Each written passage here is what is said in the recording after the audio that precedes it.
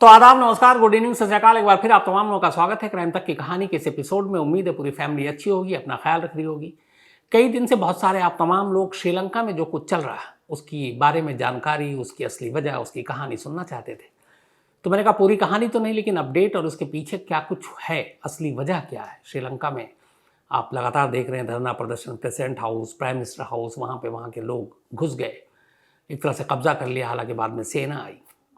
लेकिन श्रीलंका जैसा एक शांत देश, अगर वो आप एलटीटी के दौर को भुला दें तो वहाँ ये सब क्यों हो रहा है। तो आज की कहानी सुनाऊं उससे पहले आपको श्रीलंका के बारे में जानकारी जितनी है वो आपको बताऊं। श्रीलंका में ये जो कुछ हुआ, ये करीब इसकी बुनियाद पड़ गई थी 2-3 साल पहले ही, 2020 कोरोना से पहले। हालांकि कोरोना ने पूरी दुनिया को ही रुला दिया था, अर्थव्यवस्था की हालत ख़राब हो गई थी। श्रीलंका दो चीज़ों के ऊपर डिपेंडेंट है उनकी इकोनॉमी। एक है टूरिज़्म और दूसरी है खेती। टूरिज़्म से काफ़ी पैसे मिलते हैं श्रीलंका को और अच्छे खासे लोग आते हैं। तो श्रीलंका में और टूरिस्ट आए उसको आकर्षित करने के लिए श्रीलंकाई सरकार ने 2020 में एक स्कीम निकाली थी, टैक्स फ्री। उन्हें लगा कि इससे लोग आएंगे, जैसे पहले दुबई में हुआ करता था। लेकिन इत्तेफाक से उसी वक्त ये टैक्स फ्री का ऐलान किया। दूसरा, टूरिज़्म के अलावा उनके यहाँ खेती बाड़ी काफ़ी अच्छी है। खेती बाड़ी के लिए खाद की ज़रूरत पड़ती है। पता नहीं श्रीलंकाई सरकार को क्या सूझा, उन्होंने जो खाद है उसके इंपोर्ट पे बैन लगा दिया और ऑर्गेनिक खाद की तरफ ज़्यादा ध्यान देने लगे।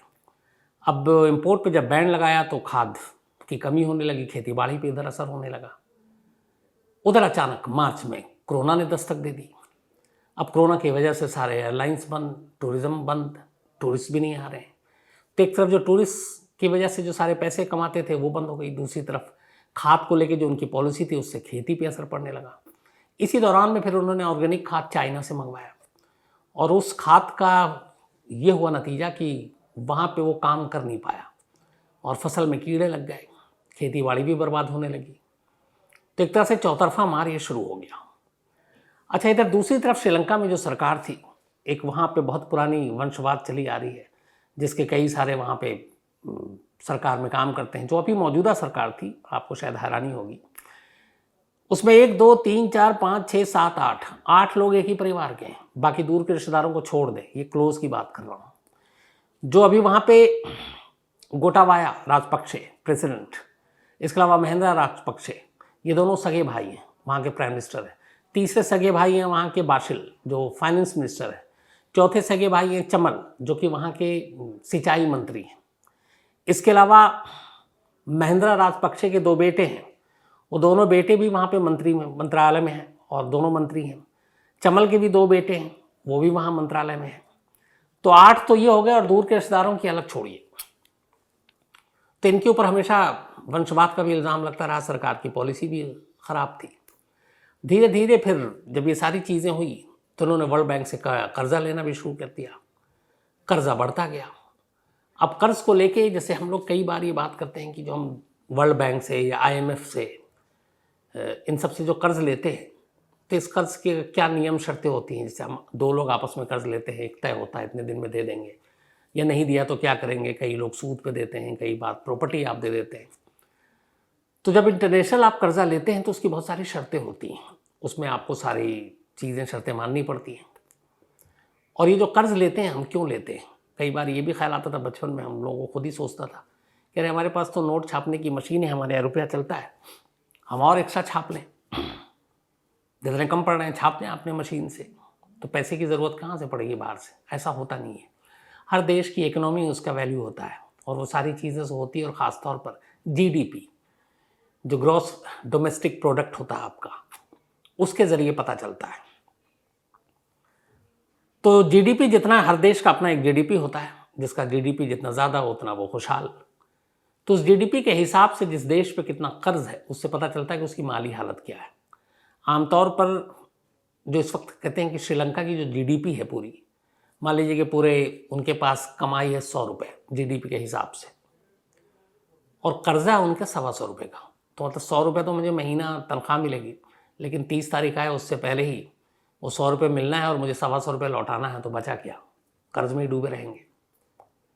तो आमतौर पर कहते हैं कि 20-22 या 25% तक जीडीपी का आपका अगर कर्जा है तो फिर ठीक है, लेकिन अगर इससे ज़्यादा बढ़ता जा रहा 40, 50, 60, 70, 80, 90, 100 तो फिर गलत है। कई देश इसी में डूब गए और श्रीलंका का 100 से ऊपर ज़्यादा, मतलब जितनी कमाई उससे ज़्यादा कर्ज था। तो उन्होंने खूब कर्ज लेना शुरू किया वर्ल्ड बैंक से। अब हालत ख़राब हो गई, अर्थव्यवस्था चरमरा गई। इनकी जो मेन है अब खेती बाड़ी में, असल में एक तो रबड़ श्रीलंका काफ़ी प्रोड्यूस करता है, वहाँ इसके काफ़ी पेड़ हैं, मसाले, इसके अलावा चाय के बारे में भी है कि श्रीलंका का चाय काफ़ी एक्सपोर्ट होता है। तो उन चीज़ों पे डिपेंडेंट थे और साथ में टूरिज़्म पे। खाद ने खेती और ये सारे फसल बर्बाद कर दिए, कोरोना ने टूरिज़्म बर्बाद कर दिया, पैसे बचे नहीं। सरकार ने कहा चलो क्या करना, कर्ज लेने की आदत थी, कर्ज लेते गए और इस कदर कर्ज लेते गए कि अब उनका एक तो वो लौटाने की अब सलाहियत भी नहीं, हैसियत भी नहीं, और दूसरा एक जो आपके पास जो फॉरेन करेंसी होती है, चूँकि आपको इंटरनेशनल मार्केट में कुछ ख़रीदने के लिए अब इंडिया ऐसा ही नहीं कि रुपए दे के वो ख़रीदेगा, तो फिर उसमें आपको जो करेंसी मानने हैं जैसे डॉलर है, इन सारी चीज़ों में लेन देन होता है। तो विदेशी मुद्रा, फॉरेन करेंसी का एक भंडार होता है हर देश के पास, जैसे गोल्ड का भंडार होता है, वो धीरे धीरे कम होता गया। अब जब कम होता गया तो उससे असर क्या पड़ता है, जैसे आप अगर अपने देश में कहीं दुकान में कोई सामान खरीदने जाएंगे तो आप अपनी करेंसी में उससे खरीदेंगे, पैसे देंगे, आप रुपए देंगे, 10 रुपये, 20 रुपये, 100 रुपये, 50 रुपये। लेकिन आप इंडिया के बाहर अगर घूमने बहुत सारे लोग जाते हैं, जैसे दुबई गए या फिर मान लीजिए बैंकॉक गए या फिर ऑस्ट्रेलिया गए, अमेरिका गए, लंदन गए, तो वहाँ रुपया नहीं चलता। आप किसी मॉल में, किसी दुकान में आप जाएंगे, वहाँ उस देश की करेंसी चलेगी, तो आपको उस करेंसी में पे करना पड़ेगा, करेंसी एक्सचेंज करना पड़ेगा। अब श्रीलंका को ज़रूरत की चीज़ें, दवाई, ख़ासतौर पर पेट्रोल, डीजल, ये ख़रीदना है क्योंकि उनके पास है नहीं, हम सब खरीदते हैं बाहर से, तो हम उसी फॉरेन करेंसी में पे करते हैं। तो फॉरेन करेंसी हमारी जेब में होना चाहिए। अब श्रीलंका के ख़जाने में फॉरेन करेंसी है नहीं, तो वो कहाँ से ख़रीदें? पेट्रोल कोई देगा नहीं, डीजल नहीं दे रहा, दवाई नहीं दे रही है, बाकी की चीज़ें जो एक्सपोर्ट करते हैं वो सारी चीज़ें बंद, क्योंकि एक्सपोर्ट के लिए आपको फॉरेन करेंसी देना, और फॉरेन करेंसी श्रीलंका के पास है ही नहीं। जो कर्ज लिए, कर्ज चुका नहीं पाए, जब कंगाली आई तो उन्होंने फॉरेन करेंसी जो भंडार था, उनके पास ख़जाना था, खोल दिया और वो सारे पैसे खर्च कर डाले। तो जब खर्च कर डाले तो अब कंगाल हो गए। अब ज़रूरत की चीज़ें कैसे खरीदें? श्रीलंकाई करेंसी में तो मिलेगा नहीं। और यही वजह है कि चीज़ें, जो ज़रूरत की चीज़ें हैं, उसके दाम आसमान छूने लगे।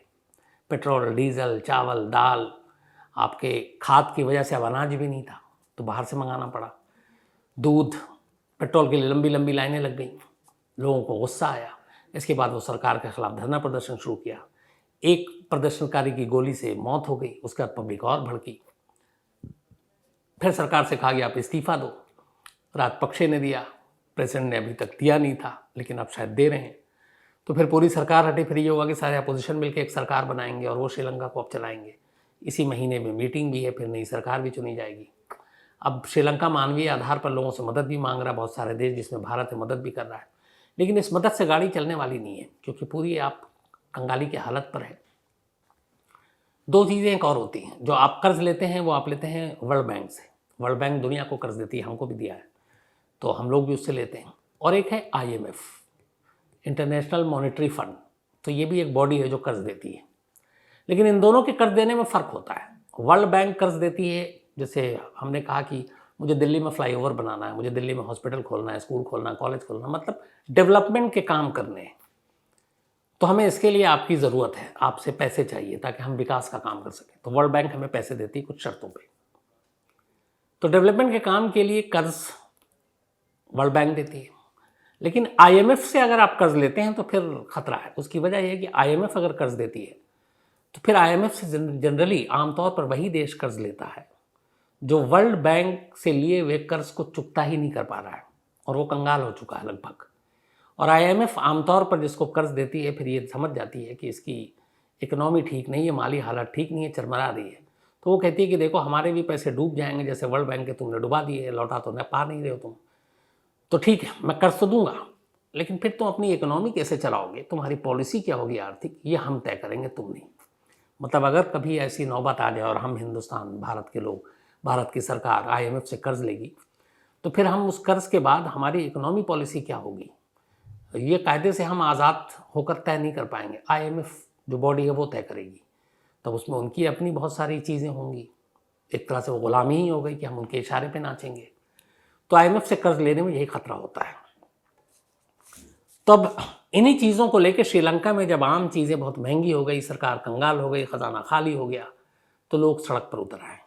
और वो वाजिब भी है, क्योंकि कहते हैं कि वहाँ पे एक रिपोर्ट आई कि ज़रूरत की जो दवाएं हैं बेसिक, जो हम लोग यूज़ करते हैं सर दर्द के लिए, पेट दर्द के लिए, वो तक नहीं है। अब अगर सोचिए किसी को इतना पेन हो रहा है और ये एक मामूली सी दवा 2, 4, 5, 10 रुपए की, वो भी नहीं है, क्योंकि श्रीलंका हमारे जैसा देश है नहीं कि जो ज़रूरत की बेसिक चीज़ें हैं वो खुद बनाए। हमारे यहाँ बनता है, तो वो सब इम्पोर्ट पे ही डिपेंडेंट है, आयात करते हैं। अब फॉरेन करेंसी है नहीं तो सरकार कहाँ से आयात करे।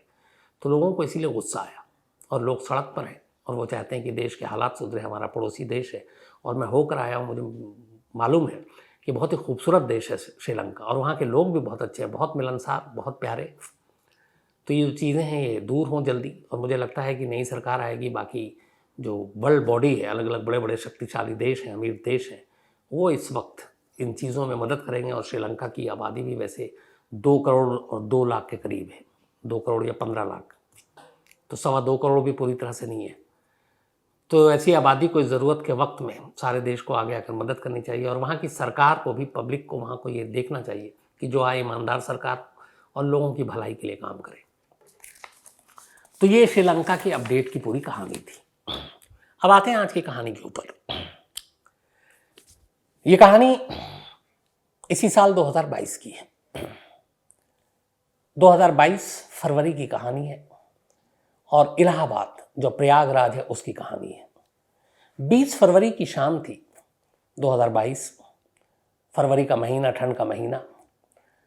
इलाहाबाद हाई कोर्ट बड़ा फेमस, आप जानते हैं।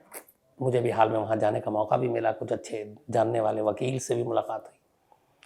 तो इसी इलाहाबाद हाई कोर्ट के पास एक वहाँ पर पोलो ग्राउंड है, काफ़ी बड़े एरिया में फैला हुआ है, और अक्सर सुबह और शाम लोग इस ग्राउंड में, वहाँ पे पार्क भी है, थोड़ा सा सुनसान इलाका भी है, टहलने घूमने के लिए निकलते हैं। 20 फरवरी 2022 की शाम लगभग, अब अंधेरा शुरू होने वाला था, लोग टहल रहे थे, तभी कुछ लोगों ने महसूस किया कि सुबह भी यहाँ पे उन्होंने कुछ बदबू महसूस की थी, अब शाम को भी बदबू महसूस हो रही है, तो कुछ गड़बड़ है। अच्छा, इत्तेफाक से उस एरिया में एक कुआं हुआ करता था, और वहाँ के जो लोकल लोग हैं उन्होंने उस कुएं का नाम मौत का कुआं भी रखा हुआ है। उसकी वजह है कि उस कुएं से कई बार कई लाश मिली, और ज़्यादातर उसमें कत्ल के ही केस थे। हालांकि वक्त के साथ साथ अब वो कुआं भी सूखता जा रहा था। तो 20 फरवरी 2022 की शाम भी बदबू आ रही थी, लोग इधर उधर टहल रहे थे जो वहाँ के पुराने थे, जानकार थे। जब वो कुएं के करीब से गुजरे तो उन्हें लगा कि बदबू कुएं से आ रही है। पुरानी चीज़ें फिर याद आई कि इस कुएं से पहले भी बहुत लाश मिली है। तो एक वकील साहब भी टहल रहे थे, उन्हें लगा कि बदबू तेज़ है। फिर उन्हें यह भी लगा कि कहीं कुएं में कोई लाश ना पड़ी हो, क्योंकि पिछले कई बार ऐसा हुआ है। उन्होंने फ़ौरन 100 नंबर पर पुलिस को फ़ोन कर दिया और कहा कि ऐसे इलाहाबाद हाई कोर्ट के पास इस पोलो ग्राउंड के करीब उसी मौत के कुएं से बदबू आ रही है। लोकल पुलिस की टीम फ़ौरन अपनी टीम को लेकर पहुंचती है, वहाँ जाती है, कुएं को खंगालती है ऊपर से। तो ऊपर से नज़र आता है कि कुएं में एक सफ़ेद बोरी तैर रही है। हालांकि पानी बहुत ज़्यादा नहीं था, कम था, और कुएं में झांकने से ही बदबू और तेज़ आने लगी। पुलिस की टीम समझ गई कि कुछ ना कुछ गड़बड़ है। इसके बाद फायर ब्रिगेड को फ़ोन किया गया।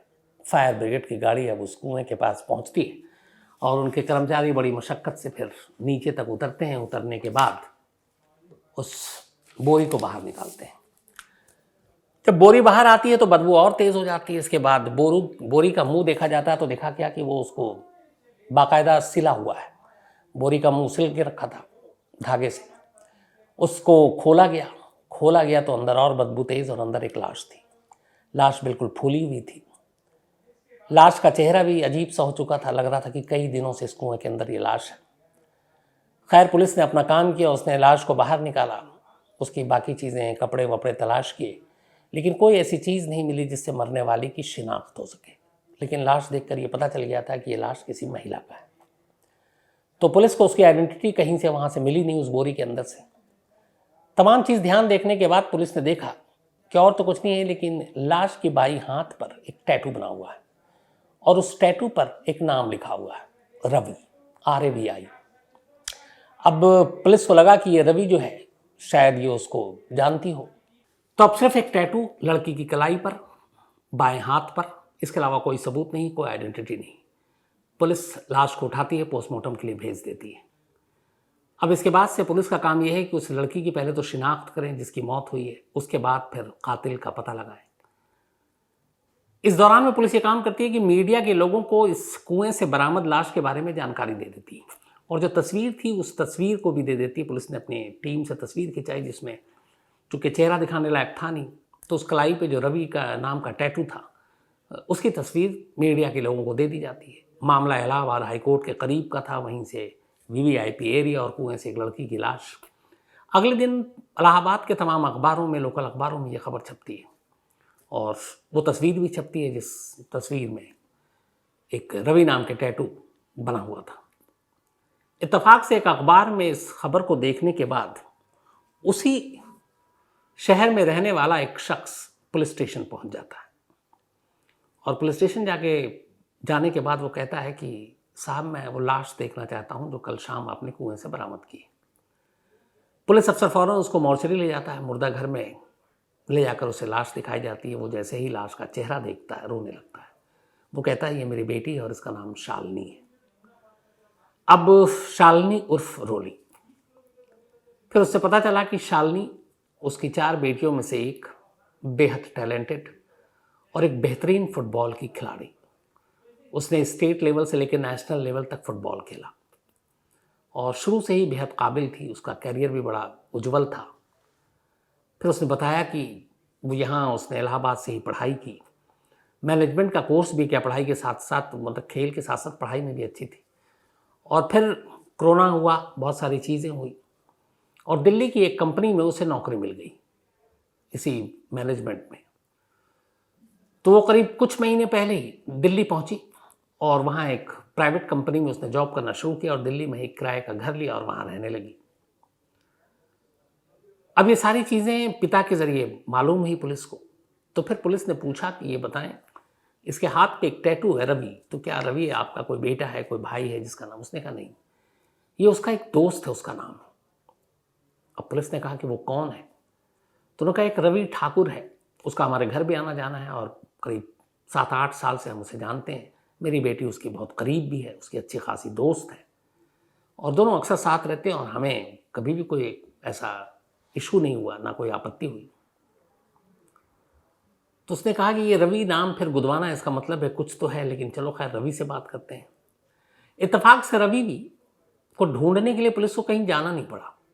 उसकी वजह ये थी कि पिछले 5-6 दिन से इसी शालिनी के माँ बाप और उसकी बहन शालिनी को ढूंढ रही थी। अब क्यों ढूंढ रही थी? हुआ ये कि शालिनी दिल्ली में जिस घर में किराए पर रहती थी, उसके लैंडलॉर्ड ने शालिनी के पिता को फ़ोन किया, और ये फ़ोन किया उसने 15 फरवरी को। पहले तो उसने पूछा कि शालिनी इलाहाबाद ठीक से पहुंच गई और उसे कल वापस आना है, तो कल आ रही है कि नहीं। अब ये सुनकर उसके घर वाले हैरान हो गए। उन्होंने कहा शालिनी इलाहाबाद, वो तो आना नहीं है उसको अभी। उससे पूछा भी था हाल में कि तुम घर कब आओगी, तो उसने कहा था हम अब बाद में आएंगे, होली पर या दिवाली पर। तो उसने कहा इलाहाबाद आना नहीं, लेकिन लैंडलॉर्ड ने कहा कि नहीं, वो तो यहाँ से 13 फरवरी को ही गई है और ये कहकर गई कि वो घर जा रही है, इलाहाबाद जा रही है, तो आपके यहाँ पहुँची नहीं। अब घर वालों को ये सुनकर बड़ी हैरानी भी हुई और वो परेशान हो गए कि उनकी बेटी इलाहाबाद के लिए निकली है, इलाहाबाद पहुँची नहीं। अब उसको फ़ोन मिला रहे हैं तो फ़ोन स्विच ऑफ। अब उन्होंने तलाश करना शुरू किया, कुछ रिश्तेदारों को दिल्ली में कहा ढूंढो, वो नहीं मिले। इलाहाबाद में पता करना शुरू किया, और इसी दौरान में चूँकि उन्हें मालूम था कि रवि शालिनी का दोस्त है, लोग रवि को भी उन्होंने बताया। रवि ने भी परेशानी जाहिर की, कहा चलिए अंकल उसे ढूंढते हैं। तो कई जगह रवि अपने मतलब शालिनी के पिता के साथ शालिनी को ढूंढता रहा, और इत्तेफाक से जब ये लाश मिली, इसके बाद पुलिस के पास पहुंचे शालिनी के पिता अगले दिन, रवि भी साथ था उसी पुलिस स्टेशन में। तो जब बताया पिता ने कि ये जो रवि टैटू है ये कोई और नहीं, यही रवि ठाकुर है, तो पुलिस ने कहा अच्छा फिर तो इससे पूछताछ करते हैं। अब पुलिस ने रवि से पूछताछ की। रवि ने शुरू में यूं ही कहानी सुनाई कि वो तो दिल्ली गई, उसके बाद हमारी मुलाकात नहीं हुई। लेकिन पुलिस को रवि पे कुछ शक था, क्योंकि और कहीं से कोई दुश्मनी और ऐसी कोई चीज़ मिली नहीं। फिर जब पुलिस ने पूरी सख्ती से अपने हिसाब से पूछताछ की तो पूरी कहानी सामने आती है। रवि ठाकुर इसके पिता बिहार के रहने वाले, रेलवे में काम करते थे। कुछ साल पहले उन्होंने वीआरएस ले लिया और अपने बड़े बेटे को रेलवे में अपनी जगह नौकरी दिला दी, और उसी नौकरी की बदौलत इलाहाबाद के रेलवे कॉलोनी में इन्हें क्वार्टर मिला। उस क्वार्टर में रवि अपने भाई के साथ रहा करता था। रवि एक अच्छा फुटबॉल का प्लेयर था, स्टेट लेवल का भी, और करीब 6-7 साल पहले मैदान में ही रवि की मुलाकात शालिनी उर्फ रॉली से हुई, क्योंकि वो भी फुटबॉल की प्लेयर थी।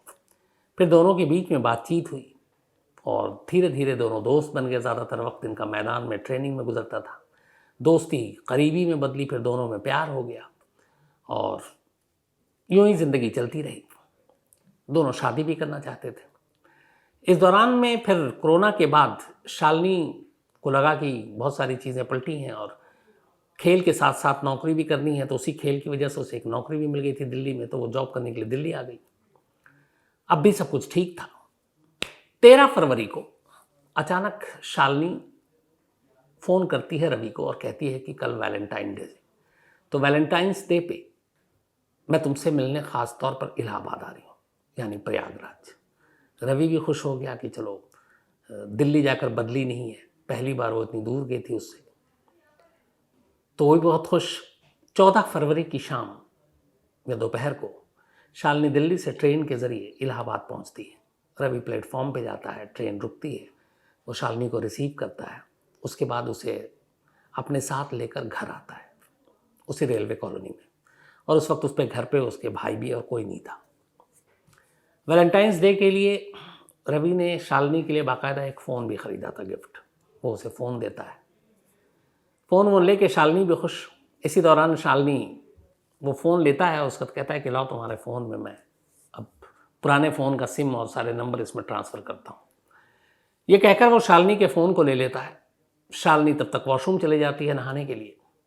अब वो जब फ़ोन लेता है तो इत्तेफाक से वो फ़ोन की गैलरी वैलरी में जाता है, कुछ तस्वीरें देखता है, कुछ दूसरे लड़कों के साथ, मतलब आम नॉर्मल तस्वीर, किसी का हाथ मिला रही है, किसी के कंधे पर हाथ रखी है, जैसे आमतौर पे कई दोस्त खींचते हैं, इसमें कोई गलत बात नहीं है। लेकिन रवि को लगा कि दिल्ली जाकर पलट गई है और बदल गई है, वहाँ और लड़कों के साथ भी इसकी तस्वीरें हैं, मतलब दोस्ती है, करीबी है। ये बात उसे बड़ा, एक तो बुरा भी लगता है, गुस्सा भी आता है, और फिर लगता है, शक भी करता है। इतने में शालिनी बाहर आती है, वो उससे पूछता है, शालिनी बड़ी नॉर्मल जवाब देती है, ये सब दोस्त है। कहता नहीं तुम दिल्ली जाकर बदल गई हो। फिर दोनों में झगड़ा होता है। रवि गुस्से में अचानक शालिनी का गला दबा देता है, शालिनी की मौत हो जाती है। जब मौत हो जाती है तब उसे लगता है कि उसने क्या किया, घबरा जाता है। फिर उसे कुछ सोचता नहीं, थोड़ी देर तक सोचता है। फिर घर में एक बोरी पड़ी थी, बोरी उठाता है, बोरी में लाश रखता है, फिर बोरी का मुंह बाकायदा सुई धागे से सिलता है और रात होने का इंतज़ार करता है कि अब लाश क्या करें, घर में तो कोई था नहीं। फिर उस बोरी को उठाकर बाहर लाता है, रात में लोग सो चुके थे। वो अपनी बाइक उठाता है, बाइक पे बोरी रखता है और लाश को अकेले ही लेकर अपने घर से निकल चलता है। अब उसे लगता कहाँ जाए। उसे याद था इस इलाहाबाद हाई कोर्ट के करीब पोलो ग्राउंड के इस कुएं का, जिसके बारे में ये लोग कहा करते थे मौत का कुआं है। वो देखता है कि वहाँ पे सन्नाटा है, लेकिन उसे ये भी था कि ऊपर से बोरी फेंकेंगे तो पानी की नीचे गिरने की आवाज़ आएगी, आसपास लोग अगर कुछ होंगे तो चौकन्ने हो जाएंगे।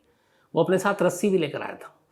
उसने रस्सी से बोरी का मुंह फिर से बांधा और उस रस्सी को धीरे से बोरी को नीचे उतारना शुरू किया। कुएं में जब बोरी उतर गई, उसके बाद उसने रस्सी वापस खींचा, बाइक पे बैठा, घर चला गया और उसके बाद भूल गया। उसे लगा कि कुछ हुआ नहीं है। इधर जब फ़ोन आया दिल्ली के लैंडलॉर्ड का शालिनी के घर वालों को, तब वो परेशान हुए। तब उन्होंने रवि से पूछा, फिर रवि उनके साथ तलाश में जुट गया उस शालिनी के जिसे उसने खुद अपने हाथों से मारा था। और कत्ल के 6 दिन के बाद 14 फरवरी यानी वैलेंटाइंस डे के दिन उसने कत्ल किया था।